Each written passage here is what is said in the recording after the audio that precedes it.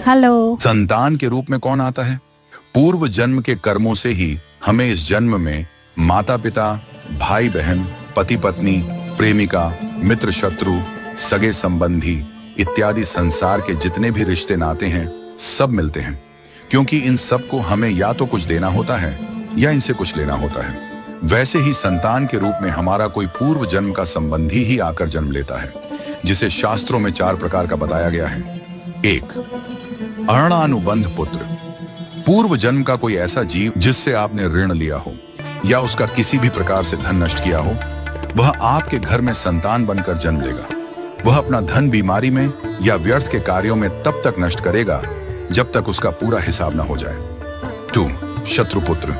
पूर्व जन्म का कोई दुश्मन आपसे बदला लेने के लिए आपके घर में संतान बनकर आएगा। बड़ा होने पर वह माता पिता से मारपीट, झगड़ा करेगा या उन्हें सारी जिंदगी किसी न किसी प्रकार से सताता ही रहेगा।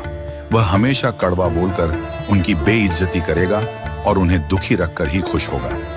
3. उदासीन पुत्र। इस प्रकार की संतान न तो माता पिता की सेवा करती है, न ही कोई सुख देती है।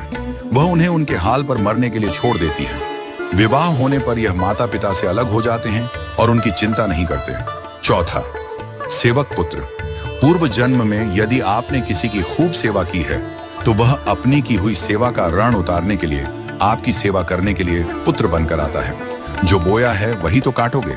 यदि अपने माता पिता की सेवा की है तो ही आपकी संतान बुढ़ापे में आपकी सेवा करेगी, वरना कोई पानी पिलाने वाला भी पास न होगा।